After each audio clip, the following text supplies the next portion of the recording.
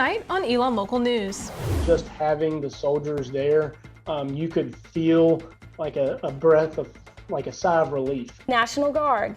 More of the state's National Guard arrive at Alamance Regional Medical Center to assist with COVID-19. We have the latest ahead. Adding to the record books, how one Elon Jr. men's basketball player adds his name to Phoenix history. The biggest status is getting a win. And on the national stage, the Lombardi Trophy stays in Los Angeles. How students celebrated Super Bowl Sunday ahead. The Rams now running down to celebrate with a defensive play. It's Valentine's Day, how you can spread the love to a furry friend. Those stories and more. Elon Local News starts now.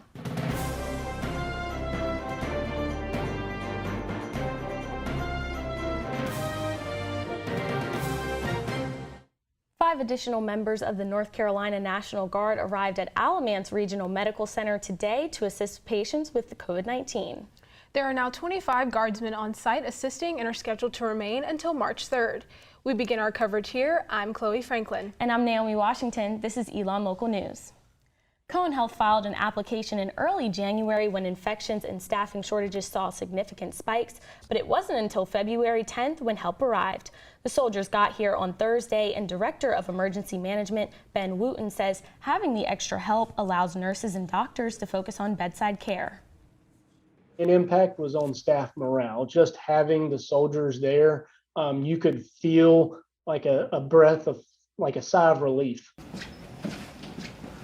At Moses Cone Hospital in Greensboro, but its request was denied. The state evaluated the applications from both locations and decided that Alamance Regional had a greater need. It highlights the fact that while there may be conversation of our COVID volumes dipping, and we're coming off the top of the peak, if you will, of Omicron, there's still a very focused need to support our healthcare workers. Guard members will support hospital staff and operations, assisting with vital sign checks, COVID-19 testing, patient check-ins, meal delivery, and transportation. And elsewhere in the county, 11 Elon students started interning in classrooms at Altamaha Osepi Elementary this morning. Our Margaret Faust has the story. Elon Jr. Kylie Clancy got to Altamaha Ossipee Elementary, also known as AO, at 8 a.m. this morning. I'm really enjoying it. Like, I'm learning so much already. All the kids are up and moving and in groups and pairs. Although student teaching is required for her major, it doesn't feel like a chore. I'm not doing this for myself. I'm doing it for the kids so I can help them learn and grow. Granted, it does feedback on me, joy and stuff, but I'm doing, the kids are the best part. Clancy spent the morning in Kimberly Murray's first grade classroom. Murray has had Elon interns before and says they each bring a new perspective. But it's also good to have, more ideas, another set of eyes to see, okay, I see this kid needs help with this. This is what we've learned about that can help. So, maybe we can try this. Plus, the students love them. I've got to train them not to get up, and they all want to run up and hug as soon as, someone comes in, or run up and hug whenever they leave. So we got to, work on that. The U.S. Department of Education says there's a teacher shortage in elementary schools across the country. Murray says that her school is facing similar issues and hopes that the student teachers will have a positive experience in her classroom and feel motivated to fill those empty positions when they graduate. And just realize that it's all for the kids, is trying to get these kids where they need to be. That's the purpose of our job, is to teach the kids. And so hopefully everyone new will kind of see that. Clancy says she can't wait to go back on Wednesday. She'll be in Murray's classroom a few days a week for the rest of the semester. Margaret Faust, Elon Local News. After Elon, Clancy says she hopes to teach first grade students closer to her home in Boston. And here at Elon tonight is the first day of the spring's formal fraternity recruitment process. Potential new members are scheduled to get to know all 8 Elon fraternities by visiting the houses tomorrow and Wednesday night. Assistant Dean of Student Development Janice Bogman says the numbers compare well to last year, with nearly 200 students registered to rush. Hunter McIntosh, a junior on the men's basketball team, spoke with our Caitlin Rundle about how he and the team continue to take a stance against racism and how they try to make an impact outside of the game. Over my last 4 years here, I've seen policies and changes to the curriculum take place to improve the culture on campus in general. But obviously, as a white person, I don't really see those impacts on campus. Have you, over your past 3 years, seen these policies, seen these changes impact the culture on campus in any way, shape, or form? I would say at least kind of policy-wise, especially, obviously last summer, there was a lot of, events that, within America, kind of opened some eyes. So I felt like, personally, kind of Elon's response to it, I felt like they kind of got ahead of it. I mean, day to day, I would say maybe not as much as has changed per se, but I do feel like, at least at Elon, like I feel comfortable, being able to, express, my feelings, my thoughts. Is there anything that you would like to see change specifically at Elon? I feel like, there's, tons of different groups, tons of different, communities, whether fraternities, sororities, or, kind of on-campus, groups or clubs. I'd probably like to see, a lot more kind of mixing of those. Like, I feel like, every, group or something has something to offer. I feel like just kind of as people, we have a lot more similarities than differences. So I think just kind of mixing of those groups, sometimes it happens naturally, but, sometimes you kind of need to have, spaces and stuff where different types of groups and communities can come together. Can you talk about just a little bit about the team and your message as a team? We kind of, feel like, we have a voice. People kind of gravitate towards our team and want to watch us compete. But we also know like it's bigger than basketball. Like life is bigger than basketball. I think the onus is kind of on at least us as players and students to kind of continue that message. I think the kind of responsibility kind of weighs on us a little more. But I kind of don't see it as a problem. Like I think that we are the ones who are kind of pushing the narrative forward, and I kind of feel like it's important that the ball should be in our court. For an extended version of this interview, you can go to our website, elonnewsnetwork.com, as well as pick up a copy of the Black History Month special edition of The Pendulum this week. We just saw Hunter McIntosh off the court, but tomorrow we are set to see him on the court once again because he will be honored for breaking 1,000 career points as a Phoenix. Before tip-off against Hofstra University tomorrow, McIntosh will be announced as the 46th men's basketball player to achieve this record, doing so at James Madison University this past Thursday. After the game, head coach Mike Schrage said that McIntosh was one of the first players to commit to the team when Schrage started here and has been up and coming ever since. I'm not surprised he scored 1,000 points in his career. He's been all-conference guy's first 2 years. He's got a chance to do that again. And, I'll roll with that guy any day of the week. He's a winner, both on and off the court. Everything translates with him. He's on point all the time with everything he does. And been really lucky to take over a program, so to speak, and for him to be the point guard walking through the door. McIntosh broke the record while the team trailed, but didn't immediately celebrate when he made the basket. He says the record wasn't the only thing on his mind when he played against the Dukes, but once his team secured the win, he felt the success. I wouldn't say it was necessarily one of the goals of mine coming into college, but it's a great achievement. But I got to give credit to the the numerous teammates I've had over these past 3 years. I couldn't have done it by myself. I try not to focus too much on the stats. The biggest stat is just getting a win. So I'm glad we got that today. McIntosh has scored 328 points this season and will have a chance to increase that tomorrow when the Phoenix play Hofstra University in Schar Center. Tip-off is set for 7 p.m. Play, the Los Angeles Rams won Super Bowl 56 in the game's final minutes, beating the Cincinnati Bengals 23-20.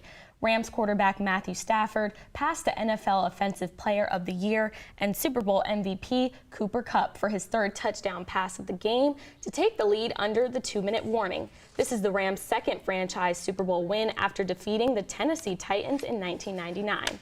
Students across campus were among the 117 million viewers who watched, and we got their thoughts on the nail-biting finish.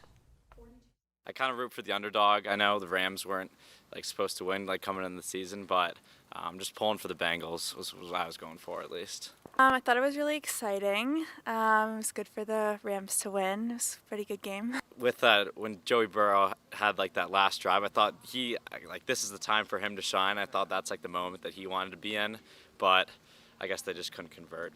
I liked it a lot better than last year's halftime show. I thought last year was very impressive with all the stunts and all that stuff going on, but I just thought it was kind of uniting because everyone I was watching it with knew the songs. We were kind of singing along. It was fun to watch. It was cool to see like all 5 or 6 of them kind of come together and make a pretty cool performance. I'll have your Phoenix 5 Day after this. Here's to the things that can keep us safe. Those we use all the time with hardly a thought. Those that are silently standing by to save our lives. And now, those that we carry with us everywhere we go. Many mobile devices will now bring you wireless emergency alerts, real-time information directly from local sources you know and trust. With the unique sound and vibration, you'll be in the know wherever you are.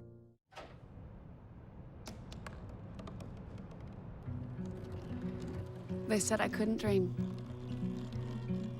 Called me a piece of trash and swore that's all I'd ever be.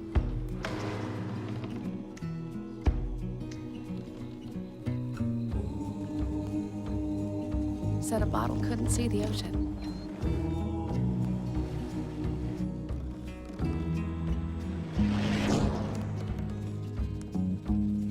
Give up. Go back to the dumpster. But I didn't listen. I made my way.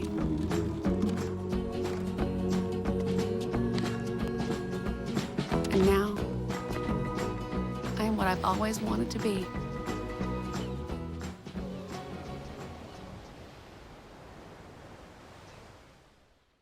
Hamilton was adopted from a rescue in 2008. He really likes to be around people. And as soon as I start to make my breakfast, Hamilton is right there. I get out my mat and I'm doing a downward dog and he's underneath. He's quite the pug about town. He gets invited to a lot of parties. He knows he's a pretty big deal. I mean, look at this little face. How could you not love him?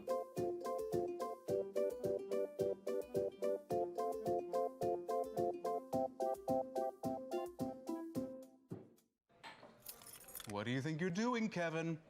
Was just gonna drive home. There are several warning signs present that you shouldn't be driving. Like hearing voices? Like your text-to-emoji ratio? Oh man, the selfies. Selfie, nailed it. We all have warning signs that let us know that we're probably not okay to drive. Mine is pretending to be your subconscious. Craig, come on man, let's split a ride home.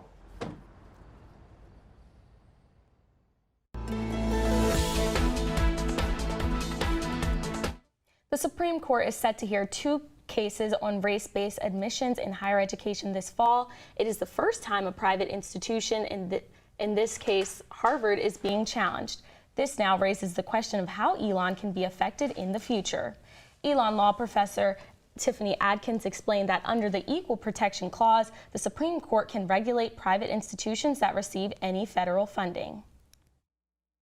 There is such power and diversity in our classroom, recognizing that diverse perspectives enrich everyone's lives, everyone's understanding of whatever they're learning and studying. The Supreme Court precedent establishes that, and I hope that the Supreme Court will issue the right decision. Vice President of Enrollment Greg Zeiser and Assistant Diversity Director of Admissions Kimberly Romero said in a statement to ENN that race is one of many factors considered in Elon's admissions process, but wrote that, quote, demonstrated ability to be successful in the Elon classroom is prioritized. Tour guide Kennedy Boston says she didn't think about inclusion in higher education until it was time to apply to colleges.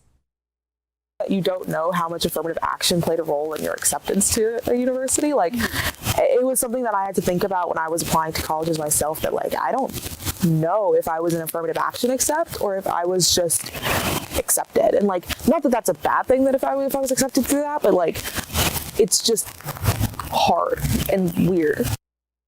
The High Court is expected to begin hearings on this issue in October. For more on this story, visit our website, elonnewsnetwork.com, and pick up a copy of this week's Pendulum.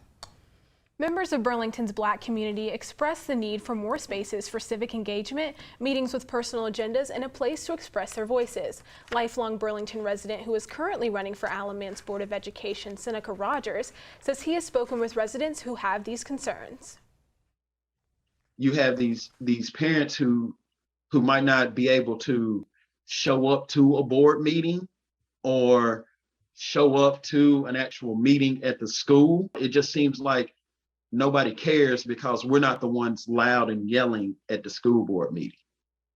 The goal is to also educate Black community members about politics in Alamance County, one thing Drema Caldwell wishes she had before running for Alamance County Commissioner last year. It's so heavy in Alamance. You need a space for Black joy because there's so much going on, so much trauma circulating that there has to be a place where you can have some Black joy. Rogers said that as the Black community continues to engage with each other about future meeting spaces, 2022 will also be a year that will seek voter engagement, racial justice, and promotion of Black businesses.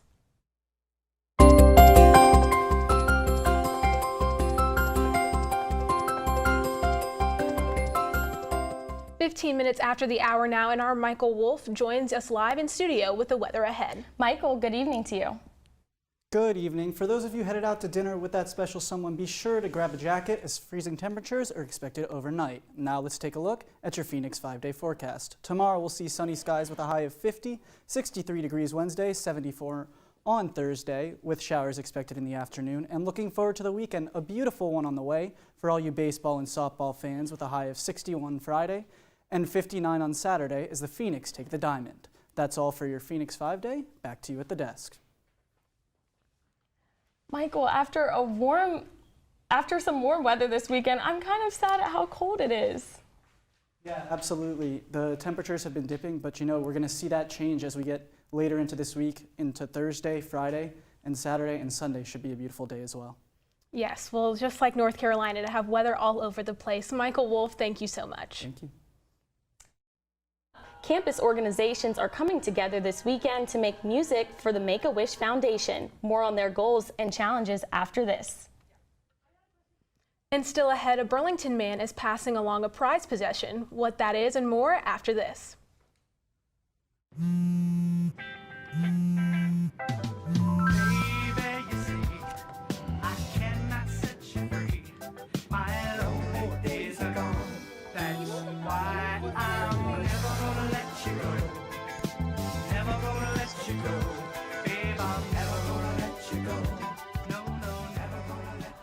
Here you go.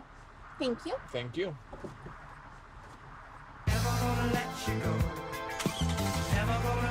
Can you help me with this? My new dad teaches me all kinds of stuff. Sure. He helps me with homework. That would be 3.6795. Thanks. Yep. He helps me with my decision making. I wouldn't use this one. Ever. And he's even teaching me how to drive. And that's why cars have bumpers. I'm learning so much. You don't have to be perfect to be a perfect parent. Thousands of kids in foster care will take you just as you are.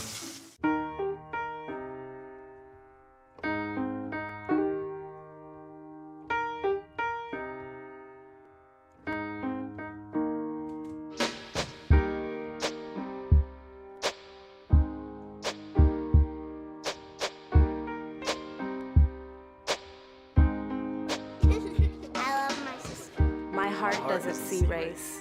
Love is love. Hey, you. Yeah, you. Getting that college education, what are you gonna do? Graduate and take some office job? Be like everybody else? Or will you dare do something different? Like, be a teacher. You could be my teacher. You got the skills. The smarts? Yes, you. You could be the teacher I never forget. That'd be cool. Does that corporate job even have recess? What are you gonna make of yourself? What are you gonna make of me?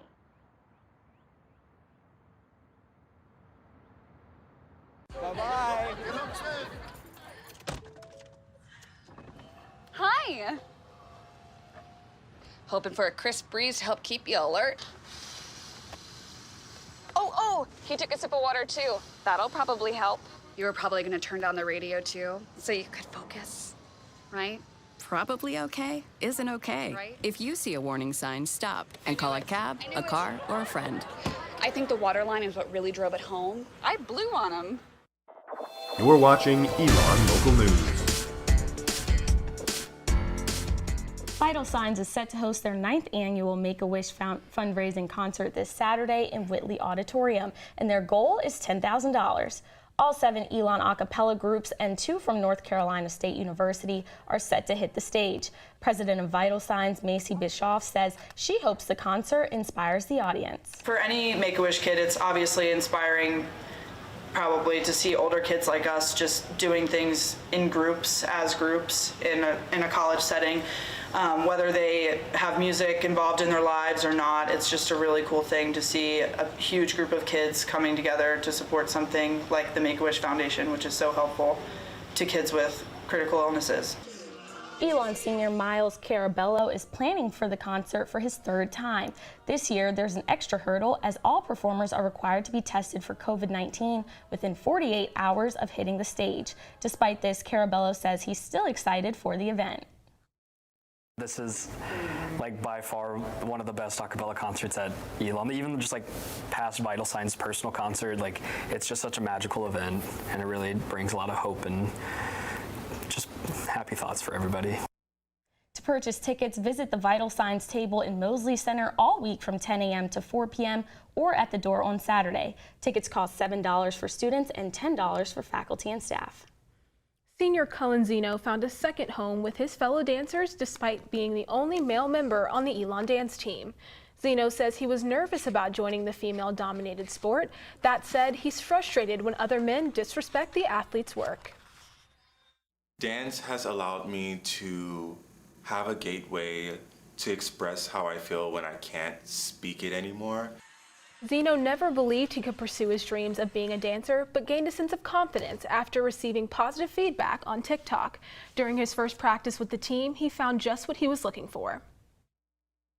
I wanted to cry because it's just like, I was dancing with a team. We were dancing as one. It looked like we were all the same, and I was just like, I've never felt like I was like just one with so many people. Zeno says he's optimistic as the team prepares for nationals in Daytona Beach, Florida. To hear more about his story, visit our website, elonnewsnetwork.com. As we previewed last week, a Burlington man is selling a replica of the van from the iconic CBS cartoon ScoobyDoo in a new kind of garage sale. Our Ellis Chandler is on the case now with the full story on who the new owner is and why the van was sold. Kevin Allen Coombs collects and fixes up cars, but a purchase he made in 2003 is the one that has him getting stopped for pictures every time he takes it out.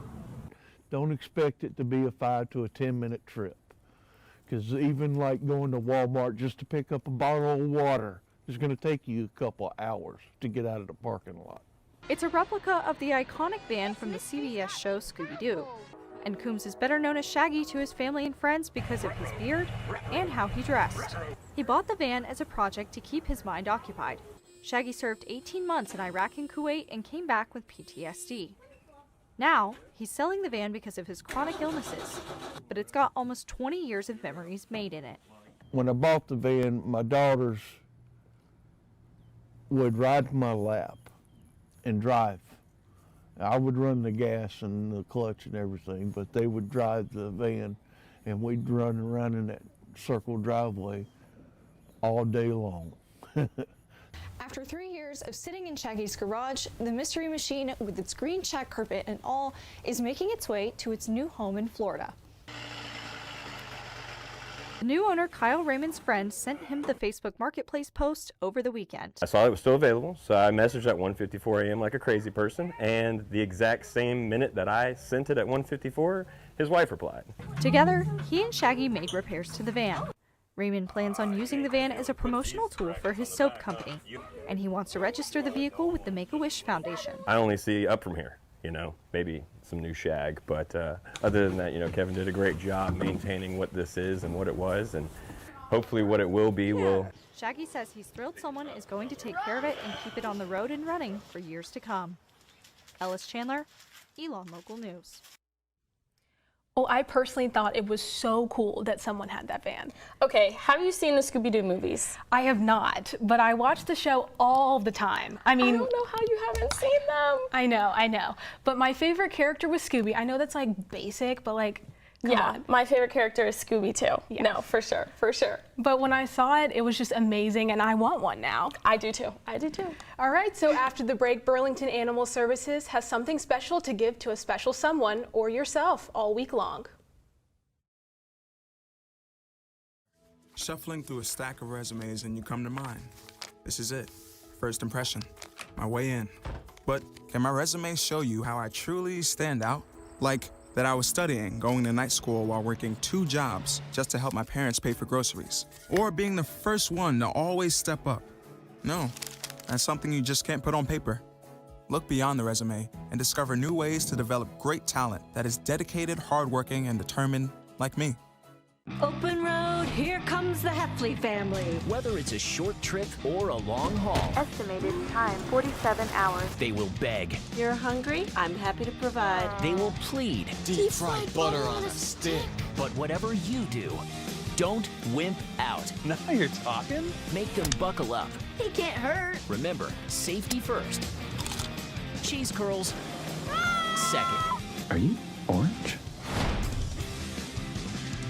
Jordan knows he shouldn't eat this entire bowl of nachos, but tonight he's earned that right. Because a few hours ago in the middle of happy hour, he recognized a sign. Not from the gods or a bolt of lightning, but from a double heart, a kissy face, and a 4th ha in ha ha ha.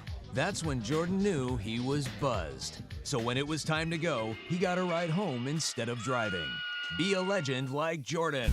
Recognize your buzzed warning signs and get a ride home. Buzz driving is drunk driving.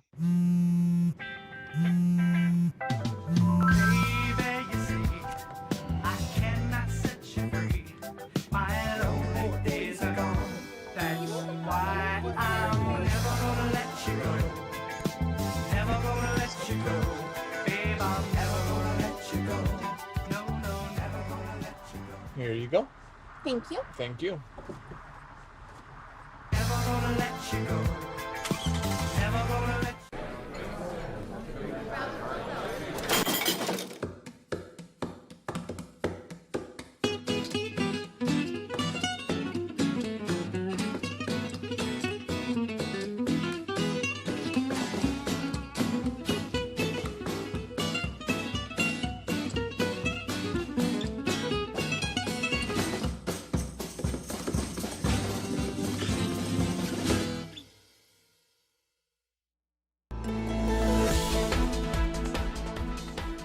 If you're looking for love and a furry friend, you're in luck because you can adopt a dog or cat from Burlington Animal Services for just $14 through the end of this week. The shelter has discounts each month, taking the price down from $90 for a dog and $50 for a cat.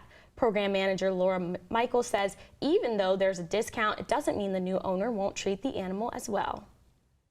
Shelters need to remove barriers from keeping people from adopting. So whether it's an adoption fee or age requirements or things like this, if you remove the barriers, then you really do improve your life-saving numbers and you drive your adoptions. Michael says there is a stigma that dogs and cats are not treated well at shelters, but says it's their job to advocate for animals who can't speak for themselves. Every once in a while, I still hear somebody say, "Oh, I don't want to don't take your pet to the shelter, they'll put it down," and I just cringe because that absolutely is not the truth here. It is not the truth. And, if people who are naysayers or, think that this is a bad place, then they need to come visit. If you're interested in adopting a dog or cat, visit Burlington Animal Services website at the bottom of your screen. Okay, this made me want a dog even more than I did before. I know, I wanted one as a kid. It did not happen, so I think we should go get one. Yeah, I think we should after. I think we should after. And it's Valentine's Day today, and we're going to be eating candy after this, probably all night. We've got so much, as you can see. We have so much candy out here to choose from. I love it, but Valentine's Day spending is expected to reach over $20 billion this year, according to the National Retail Foundation, and a lot of that money is expected to be spent on sweets. Over half of Americans consider candy to be an essential Valentine's gift, but they're divided on which kind is their favorite. CandyStore.com says North Carolina's preferred candy is a classic heart-shaped box of chocolates, which is the favorite in 17 states. Other favorites included Conversation Hearts and Valentine's themes M&Ms. The least popular picks this year are chocolate roses and candy necklaces. Well, that's all the news we have for you this evening. Thanks so much for joining us. For all the news you need to know we're not on the air, visit our website, elonnewsnetwork.com. And be sure to follow along with us on social media at Elon News Network. We'll see you back here Thursday at 10 a.m. Eastern Time for another edition of ELN Morning. Have a great weekend, Elon.